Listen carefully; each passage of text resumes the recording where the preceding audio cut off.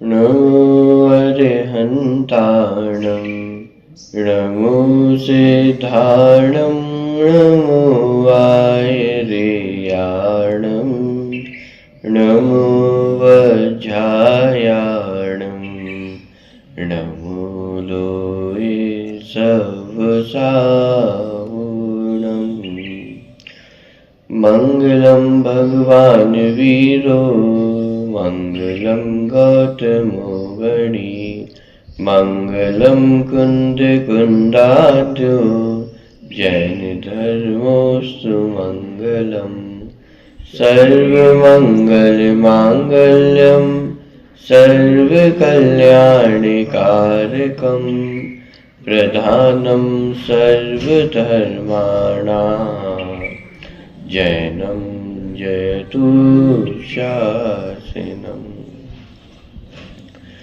वन्दितु सर्वसिद्धे ध्रुवमचलमणोमवङ्गदिं पते वोच्छामि समय पावुड मृणमो सुधि केवली भणिदम्।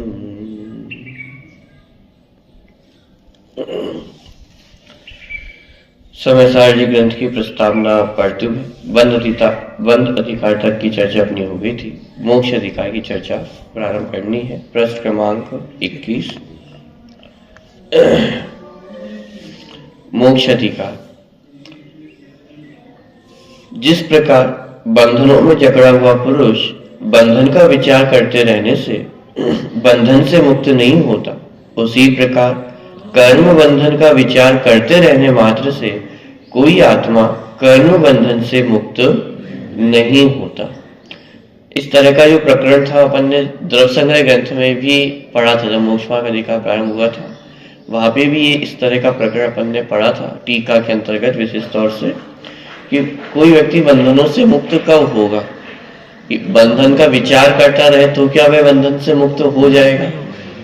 कि बंधन का विचार करते करते प्राणी बंधन से मुक्त नहीं हो सकता है।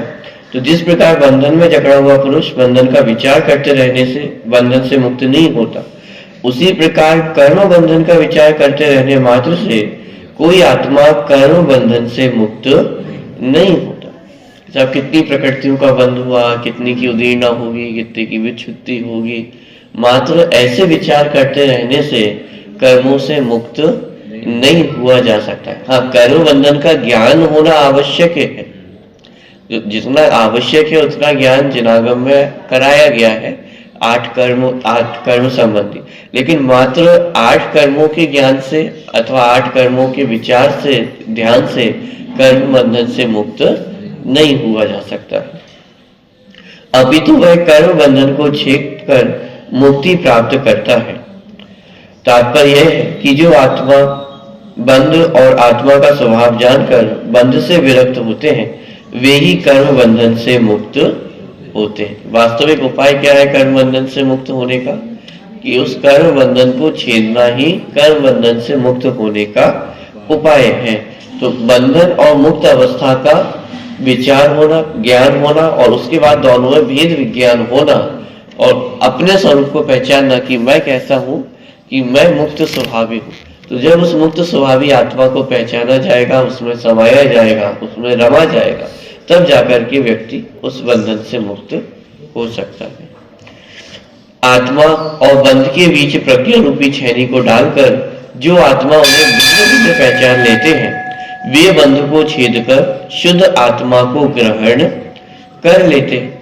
जिस प्रज्ञा से बंध से भिन्न निज आत्मा को जानते हैं, उसी प्रज्ञा से बंध से भिन्न निज को ग्रहण भी करते हैं। प्रज्ञा छैनी एक ही है, लेकिन उसी प्रज्ञा छैनी से दोनों में भेद विज्ञान भी किया जा रहा है, माने स्वयं को पर से भिन्न किया जा रहा है, और उसी प्रज्ञा छैनी के माध्यम से स्व में स्थित भी हुआ जा रहा है।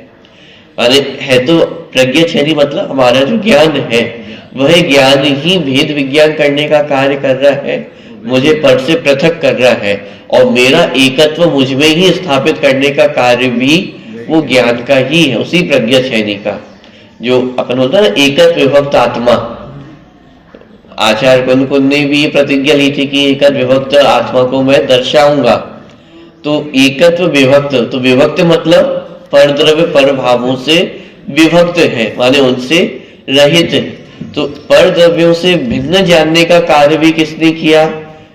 ज्ञान की पर्याय नहीं किया। जैसे यहाँ पे कहा प्रज्ञा छेनी ने, तो पर द्रव्यों से पृथक किया, विभक्त किया और स्वयं में एकत्व स्थापित किया। तो स्वयं में एकत्व स्थापित करने का कार्य भी किसने किया? वो ज्ञान ने ही किया है, प्रज्ञा छेनी ने ही किया है। तो आत्मा और बंध के बीच प्रज्ञा रूपी छेनी को डालकर जो आत्मा उन्हें भिन्न भिन्न पहचान लेते हैं, वे बंध को छेद कर शुद्ध आत्मा को ग्रहण कर लेते हैं। जिस प्रज्ञा से बंध से भिन्न निज आत्मा को जानते हैं, उसी प्रज्ञा से बंध से भिन्न निज को ग्रहण भी करते हैं। ज्ञानी आत्मा भली भांति जानते हैं कि मैं तो ज्ञान दर्शन स्वभावी आत्मा ही हूँ, शेष सभी भाव मुझसे भिन्न भाव है। जिस प्रकार लोक में अपराधी व्यक्ति निरंतर सशंक रहता है और निरपराधी व्यक्ति को पूर्ण निशंकता रहती है, उसी प्रकार आत्मा की आराधना करने वाले निरपराधी आत्मा को कर्म बंधन की शंका नहीं होती है। यह सार है मोक्ष मार्ग अधिकार का, मोक्ष अधिकार का। तो इस प्रकार माने जो जिसने वस्तु स्वरूप को पहचान लिया है और जिसने आत्म स्वरूप को पहचान लिया है, फिर वह बंध से सशंकित नहीं रहता है। एक भजन आता है ना, हमको कछु भय ना रे जान लियो संसार। तो ऐसा क्या जान लिया है संसार में? संसार वास्तविकता स्वरूप है, वो जान लिया कि जो वास्तविक स्वरूप है इस संसार का, आत्मा का, वो जान लिया है। तो जब वास्तविक स्वरूप जान लिया है तो हमको कछु भय ना रे। भय किसका है? मरण का भय है, दुख प्राप्ति का भय, ये सभी तो भय है। तो जब हमने वास्तविक संसार की स्थिति को समझ लिया है तो ये समझ में आ गया है कि वास्तव में तो मेरा मरण होता ही नहीं है, एक द्रव्य दूसरे द्रव्य का कुछ बिगाड़ करता ही नहीं है। जब ऐसे वस्तु स्वरूप को पहचान लिया है तो अब मैं डरूं किससे? अब हमको कछु भय ना रे। ये सब 8 कर्मों का बंधन है, इस संसार में भटक रहे हैं कि हमको कछु भय ना रे। ये सब नरक गति होने वाली है। भय है या नहीं है? क्यों भय नहीं है? क्योंकि वास्तविक स्वरूप को जान लिया है ना। ज्ञान कर रहे हैं कि मेरा कार्य तो मात्र जानना देखना है, ज्ञान दर्शन स्वभावी हूँ। तो चाहे मनुष्य पर्याय में रहो या नरक में चले जाओ, मेरे ज्ञान दर्शन स्वभाव में कितनी कमी आने वाली है कि अरे कुछ भी कमी आने वाली नहीं है। जब इस प्रकार से संसार के वास्तविक स्वरूप को पहचान लिया है तो वह ज्ञानी जीव कभी भी बंध से सशंकित नहीं होता है। सशंकित नहीं होता है मतलब बंध से घबराता नहीं है, मोक्ष मार्ग में सशंकित नहीं होता है, निडर रहता है। इसलिए तो सम्यक दृष्टि जीव को सप्त भयों से रहित कहा जाता है कि सम्यक दृष्टि जीव को भय नहीं होते हैं। तो साहब क्यों भय नहीं होते हैं? बॉडी अच्छी हो जाती है, ताकतवर हो जाता है, क्या हो जाता है कि वस्तु स्वरूप ख्याल में आ जाता है। निडरता का वास्तविक आधार ये वस्तु स्वरूप की पहचान है। मजबूत शरीर हो जाना, बाहर में रुपए पैसों का दबदबा होना, ये निडरता का आधार नहीं है, ये तो भय ही है। जैसे जब कुलदेवों की चर्चा करते हैं तो वहां पे हम प्रश्न चिन्ह खड़ा करते हैं ना कि हथियार होना, अस्त्र शस्त्र होना ये वीरता का आधार नहीं है, निडरता का प्रतीक नहीं है, ये तो भय का प्रतीक है। जो निर्भीक होते हैं उनको अस्त्र शस्त्र की आवश्यकता नहीं होती है। हमारे जिन भगवंतों के पास किसी के पास भी अस्त्र शस्त्र दिखाई नहीं देते। क्यों नहीं दिखाई देते हैं? क्योंकि निर्भीक है, कोई उन पर आक्रमण करेगा और उन्हें अपना बचाव करने के लिए इन अस्त्र शस्त्रों की आवश्यकता है। ये निर्भीकता है, ये निडरता है। उसी प्रकार बाहर में मजबूत शरीर आदि का होना ये निर्भीकता का आधार नहीं है, निर्भीकता का प्रतीक नहीं है। निर्भीकता का प्रतीक है अपने वास्तविक स्वरूप की पहचान होना। वस्तु स्थिति ख्याल में होगी तो वह व्यक्ति निर्भीक हुए बिना, निर्भय हुए बिना कैसे रहे? सम्यक दृष्टि जीव को ये वस्तु स्वरूप समझ में आ गया है ना, एक द्रव्य दूसरे द्रव्य का करता धरता नहीं है, कोई मेरा बिगाड़ सुधार करने वाला नहीं है। अरे 8 कर्मों के बीच भी मैं अनादि काल से कैसा हूं, सुरक्षित हूं। एक कर्म ने भी मेरे स्वरूप का घात नहीं किया। तो जब ऐसे वस्तु स्वरूप को पहचान लिया है तो हमको कछु भय ना। तो उसी बात को यहाँ पे भी स्पष्ट किया कि जो ज्ञानी व्यक्ति है वह कैसा रहता है,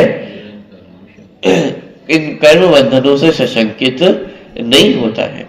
जिस प्रकार लोक में अपराधी व्यक्ति निरंतर सशंक रहता है और निरपराधी व्यक्ति को पूर्ण निशंकता रहती है।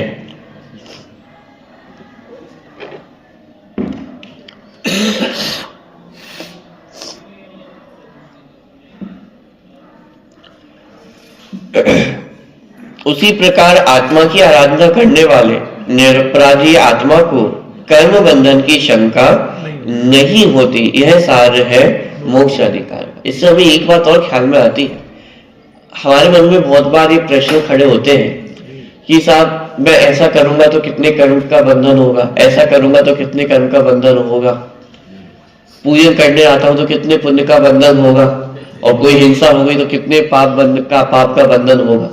बंधन की खोज। तो ये जो सशंकपना निरंतर बना रहता है, ये जो भय अंदर बना रहता है कि मैंने ये किया तो कितने कर्मों का बंधन होगा, ये किया तो कितने कर्मों का बंधन होगा, कैसे कर्मों का बंधन होगा, बंद हो ही रहा है। ज्ञानी जीव निशंक रहते हैं। कितने कर्म बंधे, कितने कर्मों की निजरा हुई, ज्ञानी इन सब से कैसे रहते हैं, निशंक रहते हैं। क्यों? क्योंकि जो निरपराधी व्यक्ति है उसे किसी का भय नहीं रहता है। डरता तो वह है जो अपराधी व्यक्ति हो। अपराधी व्यक्ति को समय समय पर सशंकता रहेगी, उसको डर बना रहेगा कि कहीं कोई देख ना ले, कहीं कोई पकड़ ना ले, कहीं कोई दंड ना सुना दे। तो अपराधी व्यक्ति है वो तो निरंतर सशंक रहेगा, लेकिन जो निरपराधी व्यक्ति है, बहुत बार देखा होगा ऐसे अपन कहीं रास्ते में जाते हैं और कहीं एकदम पुलिस दिखाई दे जाए, तो अब जिसके मन में कोई चोर हो तो वो तो देख करके उनको डर जाएगा, रुक जाएगा, पीछे जाने लग जाएगा। लेकिन जो निरपराधी व्यक्ति है कि भले ही कितनी पुलिस खड़ी रहे, कि जब कोई अपराध नहीं किया है तो भय किसका। कि ऐसे ही ज्ञानी जीवों को एक कर्म बंधन से निशंकित रहते हैं, सशंकित नहीं होते हैं। क्यों? क्योंकि उन्होंने कोई अपराध नहीं किया ना, और जो अपराध करते हुए आ रहे थे उनको पहचान करके दूर कर दिया है। तो अब ज्ञानी व्यक्ति कैसा है, निरपराधी है, और निरपराधी के जीवन में किसी भी प्रकार का भय शंका नहीं होती है। इसलिए ज्ञानी जीव निशंकित होते हैं और जितने अज्ञानी जीव हैं वो सब सशंकित है, क्योंकि ज्ञानी जीव अपराधी है। क्या अपराध किया है? अपने को आत्मा नहीं जाना चाहिए, अपने आप को भगवान आत्मा जीव नहीं जाना है, यही सबसे बड़ा अपराध है। और इस अपराध के कारण वह जीव पग पग पर सशंकित रहेगा ही। उसे कर्मों का भय रहेगा कि इतने 8 कर्मों का बंधन हो रहा है, दृष्टि का फेर है बस। यद्यपि वर्तमान में चौथे गुण स्थान में सम्यक दृष्टि को भी 8 कर्मों का बंधन चल रहा है। हालांकि कुछ कर्मों की विच्छुत्ति भी होती है, लेकिन एक मोटा मोटा देखें तो 8 कर्मों का बंधन उस सम्यक दृष्टि जीव के जीवन में भी चल रहा है, और मिथ्या दृष्टि के जीवन में तो है ही। तो फिर दोनों में अंतर क्या है? दोनों में दृष्टि का अंतर है। माने मिथ्या दृष्टि जीव अपने आप को जीव अनुभव नहीं कर पा रहा है, इसलिए निरंतर सशंकित है, और सम्यक दृष्टि जीव अपने आप को भगवान आत्मा अनुभव कर रहे हैं, जिस कारण वे निशंकित है। कर्म बंधन के काल में भी वे कर्म बंधन से निर्भय है। क्यों? क्योंकि वास्तविक वस्तु स्थिति उनके ख्याल में आ गई है कि मैं वास्तव में बंधनों से रहित तत्व हूं। अनादि काल से कर्म बंधन के बीच में रहता हुआ भी मेरा कोई बिगाड़ नहीं हुआ। तो अब ये सम्यक दर्शन होने पर एक कर्म मेरा क्या बिगाड़ लेंगे? ये निर्भीकता का स्वर है। बात समझ में आ रही है? तो इस प्रकार मोक्ष अधिकार में एक तो प्रज्ञा छेनी का बहुत विस्तार से वर्णन किया गया है। इस प्रज्ञा छेनी के माध्यम से ही जीव भेद विज्ञान करता है, कर्म माने जो कर्म बंधन है और आत्मा है, उन दोनों में भेद विज्ञान करता है और आत्मा को जानता है। और दूसरी विशेषता, उसी ज्ञान के माध्यम से आत्मा को जानता भी है और उसी प्रज्ञा छेनी के माध्यम से आत्मा को ग्रहण भी करता है। ग्रहण करता है अर्थात जो हम शुद्धोपयोग की बात करते हैं, आत्मतल्लीनता की बात करते हैं, आत्मा को ग्रहण करना। तो आत्मा को ग्रहण करना मतलब क्या? ऐसा ही हो पक्का निर्णय उसी को अपने को अतीन्द्रिय आनंद का प्राण होना है। कि अतीन्द्रिय आनंद की प्राप्ति हो। तो अतीन्द्रिय आनंद की प्राप्ति कैसे होगी? कि अपने पास एक ही साधन है, वो ज्ञान। ज्ञान के माध्यम से ही आत्मा को जाना और ज्ञान के माध्यम से ही आत्मा में समाना, माने जानना और जानते रहना, जिसे हम ध्यान कहते हैं। तो ध्यान किसका नाम है?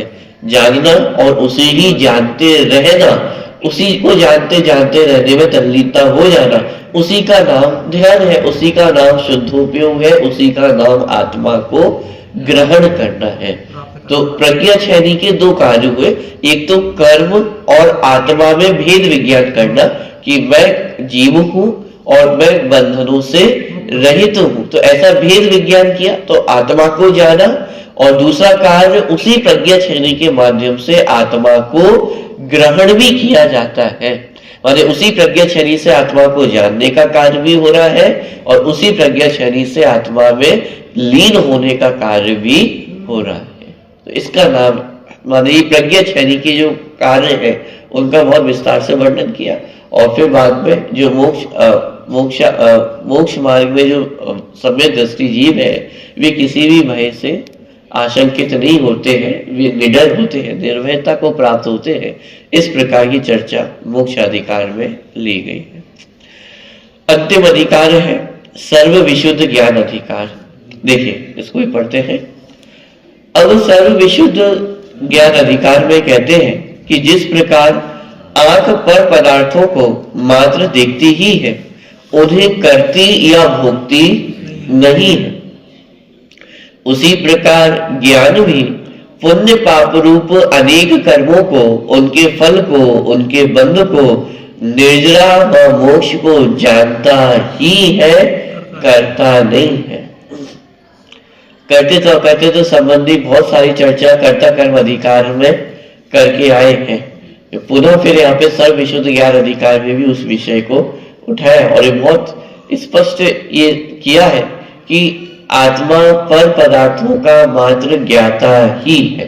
अब लेकिन जब बात पर पदार्थों की आती है अथवा पर भावों की आती है, तो समय सारणी में पर भावों के अंतर्गत किन किन चीजों को लिया गया है वो भी समझना आवश्यक है। जीव तत्व मात्र जीव तत्व का ही कर्ता भोक्ता तो हो सकता है, लेकिन पर भावों का कर्ता, पर तत्वों का कर्ता कभी भी नहीं होगा। तो इसलिए क्रोधाधिक भावों का कर्ता तो है ही नहीं, लेकिन संवर्ण मोक्ष का भी कर्ता नहीं है। तो फिर क्या है कि मात्र ज्ञाता ही है। उदाहरण दिया, जैसे आंख का उदाहरण दिया कि जैसे आंख पर पदार्थों को मात्र जानती ही है, करती कुछ नहीं है। अग्नि को देखा तो अग्नि को मात्र देखा ही है, अग्नि में कुछ कर सके ऐसी सामर्थ्य आंखों में नहीं है। बल्कि किसी पर पदार्थों को मात्र जानने का, देखने का ही कार्य करती है, उसमें कुछ करने का कार्य नहीं करती है। ऐसे ही आत्मा मात्र जानने का ही कार्य करता है, अन्य कोई कार्य नहीं करता है। क्रोधाधिक भाव भी हो रहे हैं तो आत्मा ने क्या किया कि उन क्रोधाधिक भाव को जाना। अब संवट निजा हो रही है तो उसको भी जाना, और मोक्ष हो गया तो उसको भी जाना ही। तो ये ज्ञाता जो पना है, ये मैं निज भगवान आत्मा। तो जिस प्रकार आंख पर पदार्थों को मात्र देखती ही है, उन्हें करती या भोगती नहीं है। कर्तृत्व का भी निषेध किया और भोक्तित्व का भी निषेध किया। न करती है न भोगती है। अग्नि को कितना भी देखते रहे तो उष्णता होगी क्या? नहीं होगी। गीत गाथा में कहा है अग्नि का विशाल कुंड है, आग देखे नहीं तो क्या करें। एक उदाहरण भी आता है ना कि जैसे एक राजा था और उसने किसी व्यक्ति को दंड दिया कि वो तालाब में आपको खड़े रहना है पूरी रात भर, वही ठंडी के दिनों में। तो फिर उससे पूछा, और वो खड़ा रह गया, तो फिर उससे पूछा गया कि पूरी रात भर तुम ठंड में माने इतने तालाब में कैसे खड़े रहे? तो उस व्यक्ति ने क्या जवाब दिया कि साहब ऐसे दूर एक वो मशाल थी और मशाल में अग्नि जल रही थी, तो बस उसको देखते देखते ही वो पूरे तालाब में इतनी देर तक खड़ा रहा। तो फिर राजा ने कहा कि ये तो माने चीटिंग है आपने की है, नियम के अनुसार तो आप किसी भी अग्नि का सहारा नहीं ले सकते थे, किसी भी गर्म वस्तु का सहारा नहीं ले सकते थे, लेकिन आपने इतनी दूर जलती हुई मशाल का सहारा लिया, तो जाओ फिर से आपको आज रात्रि में पुनः वहां पे खड़ा होना पड़ेगा। अब एक रात्रि खड़ा होना ही इतना कठिन कार्य है, और वो तो उसकी परीक्षा थी जिसमें वो सफल हो गया। तो अब लेकिन राजा ने क्या तर्क खड़ा किया कि साहब वो मशाल खड़ी जल रही थी इसलिए इतनी देर, माने वो उस मशाल की गर्मी के कारण कि आप तालाब में खड़े रहे। तो फिर उसके प्रत्युत्तर में, ये सब अकबर बीरबल की कथा में है कहानियों में, तो फिर उन्होंने एक दूसरी चाल चली, माने राजा को ये समझाने के लिए कि भाई इतनी दूर यदि मशाल जल रही है तो उसकी अग्नि का सेवन वह व्यक्ति नहीं कर सकता। तो वो राजा को भोजन पे बुलाता है और फिर उनके लिए भात पकाता है। लेकिन भात कैसे पकाता है कि अग्नि नीचे जल रही है और वो उतने ऊपर पेड़ पे जाकर के उस पटके को लटका देता है भात भर करके। और फिर राजा तो आ जाता समय से जो बुलाया कि साहब भोजन के लिए, तो वो आ गए, थोड़ी देर बैठ के रहे, बातचीत हुई, लेकिन 10 मिनट हो गए, 15 मिनट हो गए, आधा घंटा हो गया। अब उससे पूछा कि बात तो आई नहीं है, कब आएगा भोजन? तो वो पक रहा है तुम्हारा, अभी पक रहा है, और 15 मिनट हो गया, और आधा घंटा हो गया, अभी तक नहीं आया है, तो क्या हो रहा है? तो जब नहीं आया भोजन तो फिर राजा ने बोला ऐसा कैसा भोजन पका रहे हो, हम भी तो देखे। तो जब वो लेके गए तो पता चला अग्नि यहाँ जल रही है और मटका यहाँ लटका हुआ है। तो फिर ऐसे करके के फिर राजा को समझ में आया कि भाई ऐसे उसको जो अग्नि है उसका सेवन माने उसका भोग नहीं किया जा सकता है। तो इसी प्रकार जो अग्नि है माने जो आंखें है वो पर पदार्थों को मात्र जानने का ही कार्य करती है, उनको भोगने का कार्य जैसे आंख नहीं कर सकती है, न पर पदार्थों में कुछ कर सकती है और न पर पदार्थों को भोग ही सकती है। उसी प्रकार आत्मा भी पर पदार्थों का, पर भावों का मात्र ज्ञाता ही है, न उनका करता है और न उनका भोगता है। अब बात समझना, तो क्या जीव मोक्ष सुख का भी भोगता नहीं है? मोक्ष के सुख को भी ज्ञान की पर्याय भोगती है। अब थोड़ी सी कठिन बात है कि अपन ये कहे कि क्रोधाधिक भावों का कर्ता भोगता नहीं है, तो ये बात तो फिर भी थोड़ी एक्सेप्ट हमें हो जाती है। लेकिन यहाँ पे तो सब्वर डेजरा मोक्ष का भी अकर्ता कहा जा रहा है, अकर्ता ही नहीं अभोक्ता भी कहा जा रहा है।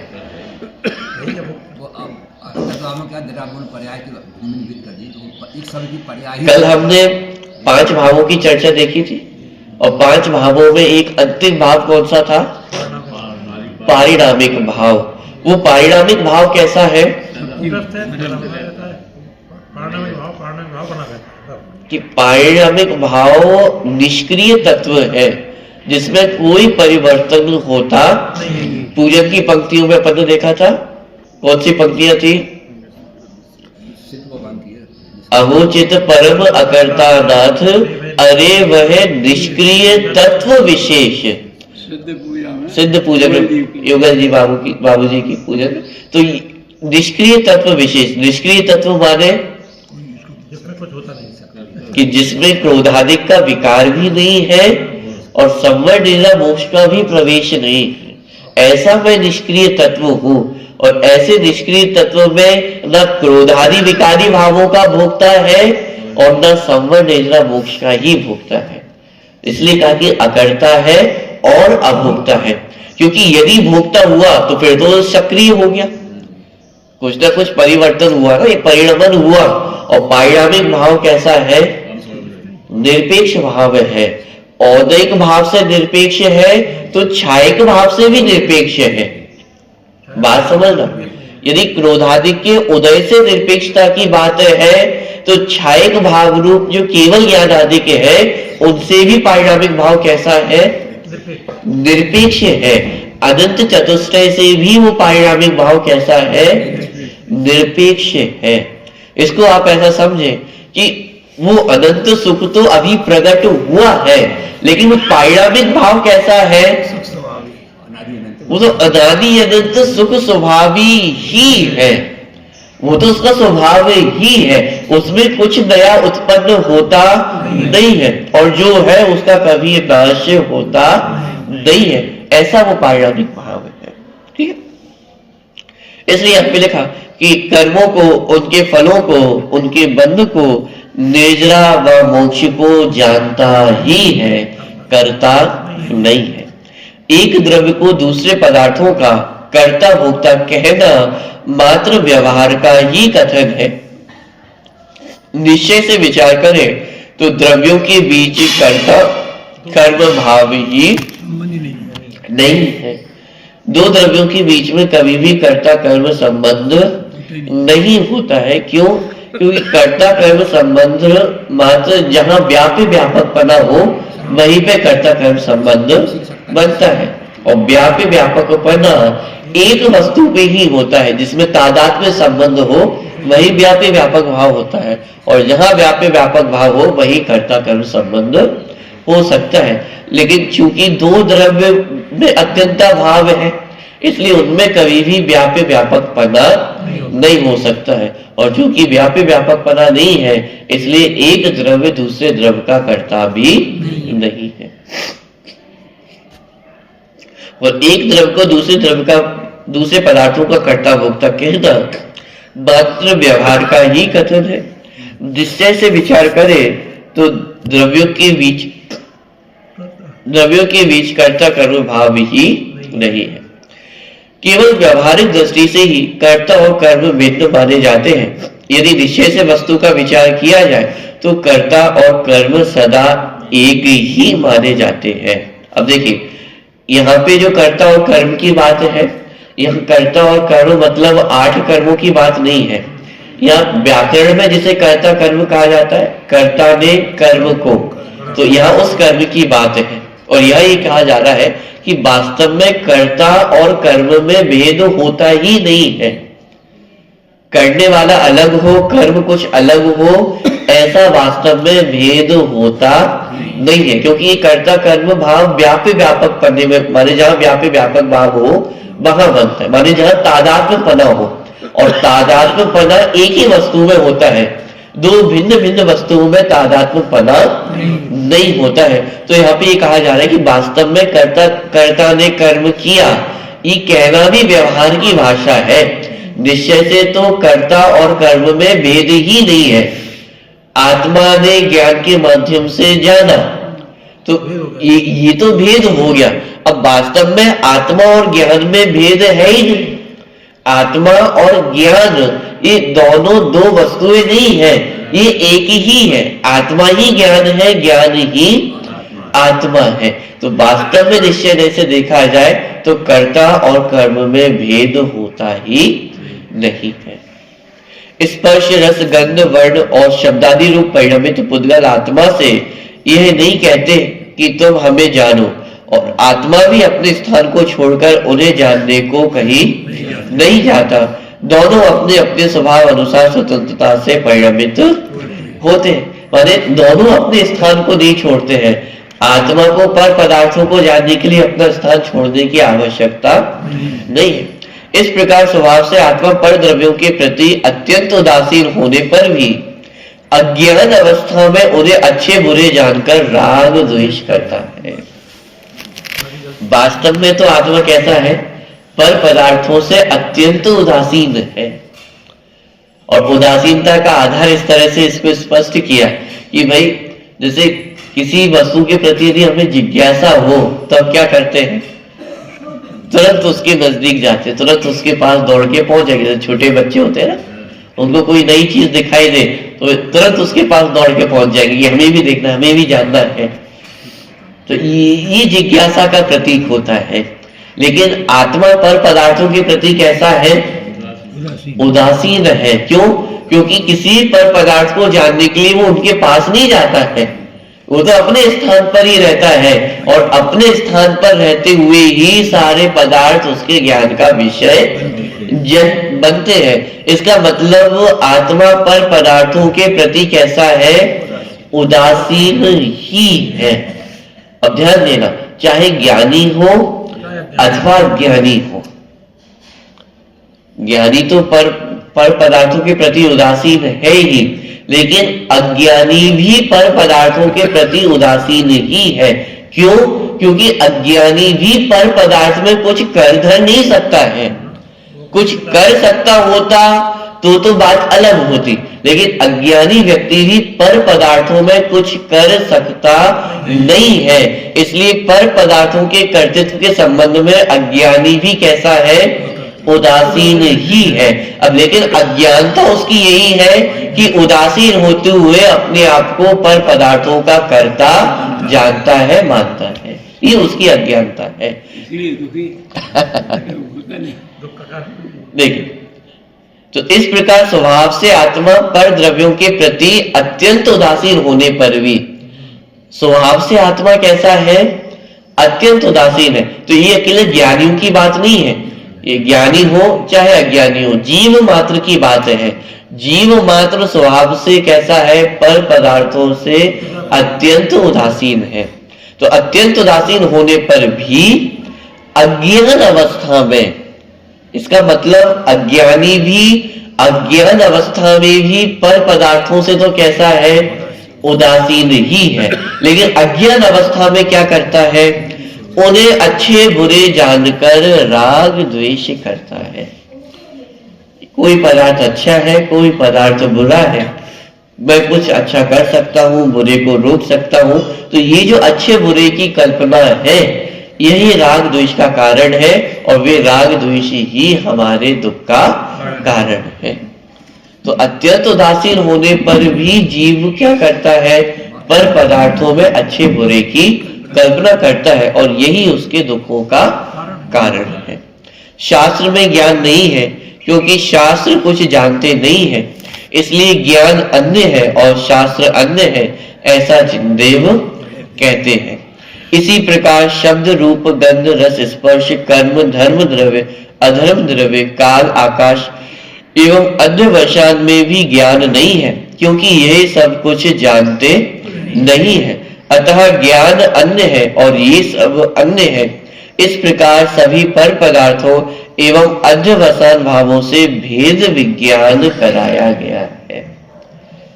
अरे भेद विज्ञान, पर द्रव्यों से भी, पर पदार्थों से भी भेद विज्ञान और पर भावों से भी भेद विज्ञान, और उसके अंतर्गत जो शास्त्रों में ज्ञान नहीं है, यदि शास्त्रों में ज्ञान होता तो शास्त्र भी जानते। तो इस प्रकार की गाथाएं वहां पे प्रस्तुत की गई है। अंत में आचार्य देव कहते हैं कि बहुत से लोग लिंग अर्थात वेश को ही मोक्ष मार्ग मानते हैं, किंतु निश्चय से मोक्ष मार्ग तो सम्यक दर्शन ज्ञान चारित्र ही है, ऐसा जिनदेव कहते हैं। इसलिए हे भव्यजनों, अपने आत्मा को आत्मा की आराधना रूप सम्यक दर्शन ज्ञान चारित्र में मोक्ष मार्ग में लगाओ, अपने चित्त को अन्यत्र मत भटकाओ। तो माने मात्र बाह्य वेश को ही मोक्ष मार्ग मानना, उसका भी आचार्य कुंदेव ने निषेध किया कि मात्र बाह्य वेश का नाम मोक्ष मार्ग नहीं है। मोक्ष मार्ग तो सम्यक दर्शन, सम्यक ज्ञान और सम्यक चारित्र का नाम है। हाँ, जब जीव को सम्यक दर्शन, सम्यक ज्ञान, सम्यक चारित्र की प्राप्ति होती है तो बाह्य वेश में स्वयं ही परिवर्तन आता है। सम्यक दृष्टि होगा तो अन्य अनीति अवश्य का स्वयं त्याग उसका होगा ही होगा। पंचम गुण स्थान होगा तो अणुव्रतों का पालन उसके जीवन में होगा ही होगा। छठे सातवें गुण स्थान में होगा तो 28 मूल गुणों का पालन होगा ही होगा। ध्यान देना, जब अंतरंग में विशुद्धता बढ़ रही है तो बाह्य वेश में परिवर्तन स्वयं वो होता ही होता है। ये प्रकृति का सहज नियम है। जितनी अंदर में विशुद्धता होगी, बाहर में तदनुरूप परिणमन भी दिखाई देगा ही देगा, होगा ही होगा।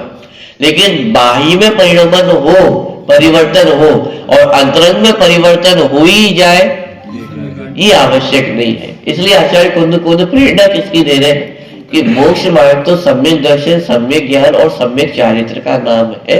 इसलिए जिस भी उपाय से सम्यक को प्राप्त करने की प्रेरणा यहाँ पे आचार्य दे रहे हैं। अत्यंत करुणा भरे शब्दों में आचार्य कहते हैं, हे भव्य, तू अपने आत्मा को मोक्ष मार्ग में स्थापित कर, तदर्थ अपने आत्मा का ही ध्यान कर, आत्मा में ही चेत, आत्मा का ही अनुभव कर और निज आत्मा में ही सदा विहार कर, पर द्रव्यों में विहार मत कर। समय सार शास्त्र का यही सार है, यही शास्त्र तात्पर्य है। अरे शास्त्र का तात्पर्य क्या है? माने पूरे समय सार जी ग्रंथ को यदि समराइज करना हो, अंतिम एक निष्कर्ष निकालना हो, तो क्या निष्कर्ष निकाला है कि आत्मा पर द्रव्यों का, पर भावों का रंच मात्र भी करता नहीं है। तू अपने आत्मा को मोक्ष मार्ग में स्थापित कर। अनादि काल से बहुत संसार में भटक लिया है। अब यदि कुछ करने योग्य कार्य है तो क्या करने योग्य कार्य है कि स्वयं को मोक्ष मार्ग में स्थापित कर। यथा घर गृहस्थी चलाए कि नहीं चलाए, व्यापार करे कि नहीं करे, लौकिक व्यवहार चलाए कि नहीं चलाए, ये मनुष्य पर्याय बहुत दुर्लभ है। करने योग्य कार्य तो एक ही है, और वो करने योग्य कार्य क्या है कि स्वयं को मोक्ष मार्ग में स्थापित कर। क्यों? क्योंकि यदि स्वयं को मोक्ष मार्ग में स्थापित नहीं किया तो अन्य कोई आकर के आपको मोक्ष मार्ग में लगाने वाला नहीं है। और यदि ये अवसर चूक गए तो पुनः ये अवसर कब प्राप्त होगा इसका कोई अंदाजा नहीं है, इसका कोई निश्चित समय नहीं है। कोई घूम फिर करके तो फिर पुनः निगोद में ही जाना है, और यदि एक बार निगोद पहुंच गए तो अनंत काल तो ऐसे ही निकल जाएगा। इसलिए आचार्य बहुत करुणा भरे शब्दों में कह रहे हैं कि करने योग्य यदि कोई कार्य है तो स्वयं को मोक्ष मार्ग में स्थापित कर। तदर्थ, और मोक्ष मार्ग में स्थापित करने के लिए क्या करना होगा कि दुनिया में भटकाने वाले बहुत मिलेंगे, लेकिन मोक्ष मार्ग में स्थापित होना है तो उसके लिए क्या करो? तदर्थ अपने आत्मा का ही ध्यान कर।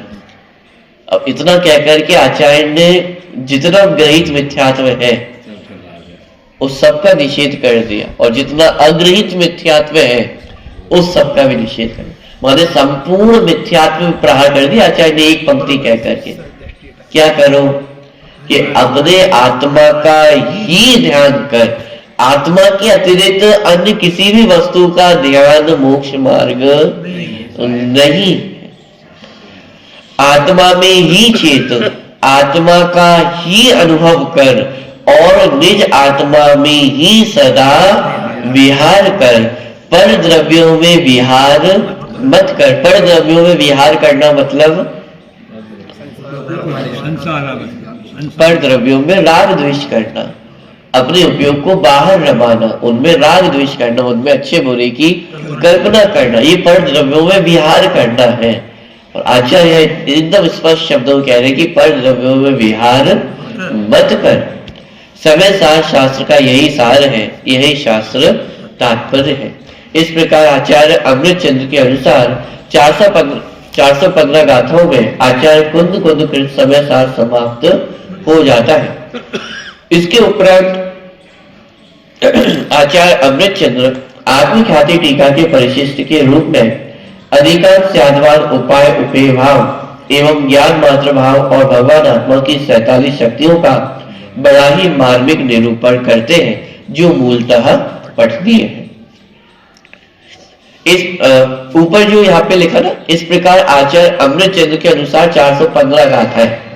माने जिन आचार्य अमृत चंद्र ने जिस समय सार ग्रंथ पे टीका की है तो आचार्य अमृतचंद्र ने उस समय साल में 415 गाथाओं पे टीका की है, माने उन 415 को एकदम व्यवस्थित करके उन 415 गाथाओं को माने विविध अधिकारों में विभक्त करके उन गाथाओं पे टीका की।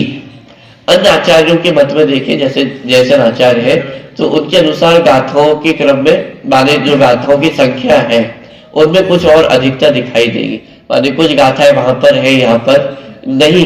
तो इस प्रकार जो आचार्य अमृतचंद्र कृत माने जो टीका है उसके अंतर्गत हमें समय सारणी में कितनी गाथाएं देखने को मिलती है? 415 गाथाएं देखने को मिलती है। जब अपन अनुशीलन से अध्ययन करेंगे तो जगह जगह पर कहाँ और भी गाथाएं प्राप्त होती हैं, उस सब की चर्चा भी अपने को पढ़ने को मिलेगी। ठीक, लेकिन वो जितनी माने जो एक्स्ट्रा गाथाएं हैं वो ऐसी गाथाएं हैं कि यदि उनको हटा भी दिया जाए तो विषय प्रभावित तो नहीं होता है, और उनको यदि जोड़ भी दिया जाए तो विषय में माने कुछ बढ़ोतरी अधिकता ऐसी नहीं आती है। तो इसलिए जो आचार्य अमृतचंद्र रचित आत्मख्याति टीका है उसके अंतर्गत जो 415 गाथाएं हैं उनको यहाँ पे लिया गया है। इस प्रकार इस ग्रंथाधिराज समयसार में 9 तत्वों के माध्यम से मूल प्रयोजन भूत उस शुद्धात्म वस्तु का प्ररूपण है, जिसके आश्रय से निश्चय सम्यक दर्शन ज्ञान चारित रूप मोक्ष मार्ग प्रकट होता है। अतः प्रत्येक व्यक्ति को बिना किसी भेदभाव के इसका स्वाध्याय अवश्य करना चाहिए। अतः द्रव्य क्षेत्र काल भाव का बहाना लेकर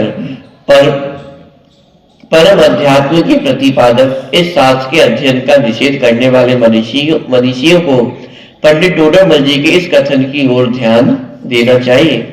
यदि झूठे दोष की कल्पना करके अध्यात्म शास्त्र को पढ़ने सुनने का निषेध करे तो मोक्ष मार्ग का मूल उपदेश तो वहां है, उसका निषेध करने से तो मोक्ष मार्ग का निषेध होता है। यदि कोई माने अध्यात्म शास्त्र के ग्रंथों का अध्ययन करने का निषेध करे तो डोडामल जी ने अपने शब्दों में बहुत सुंदर इस बात का निषेध किया है कि किसी भी रूप में अध्यात्म शास्त्रों का अध्ययन करने का निषेध नहीं है। क्यों?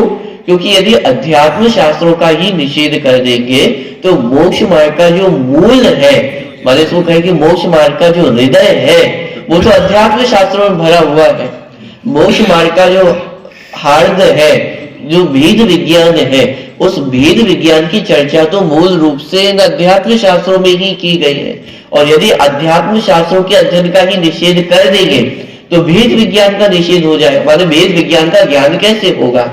और यदि भेद विज्ञान का ही ज्ञान नहीं होगा तो ये मोक्ष मार्ग की प्राप्ति कैसे हो जाएगी? इसका सीधा सीधा अर्थ ये होगा, यदि हम अध्यात्म शास्त्रों का निषेध कर रहे हैं तो अध्यात्म शास्त्रों के निषेध करने पर मोक्ष मार्ग का ही निषेध हो जाएगा।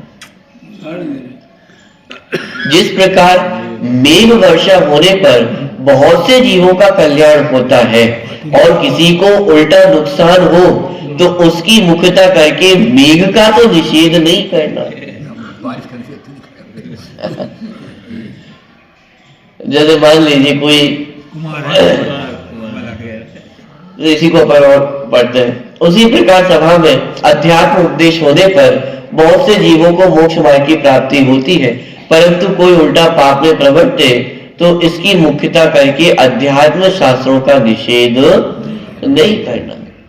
साहब जैसे बारिश होती है, अब तो बारिश हुई तो बहुत से जीवों का फायदा होगा और कुछ जीवों का यदि कुछ नुकसान हो तो इसके चलते बारिश का निषेध तो नहीं करेंगे ना, मेघ का निषेध तो नहीं किया जाएगा।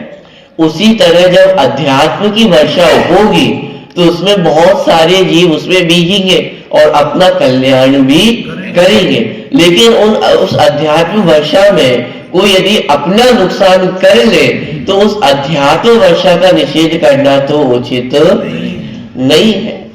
ऐसे कोई माता है और उन्होंने कपड़े धोकर के सुखाने डाले और उसी समय बारिश हो गई तो क्या बारिश का निषेध करना उचित है कि अरे भाई उसी समय इतने जीव है, खेती का समय हो तो बारिश, जो किसान है वो तो दिन रात यही सोच रहा है कि कब पानी बरसे, कब पानी बरसे, दिन रात बादलों की ओर चेहरा कर रहा है कि साहब आज बारिश होगी, आज बारिश होगी, और उसी समय किसी कुम्हार ने घड़े बना करके रखे हो सूखने और बारिश हो जाए, उसका नुकसान हो जाए, तो क्या वो किसानों का फायदा भी देखा जाए, उसको गौर कर दे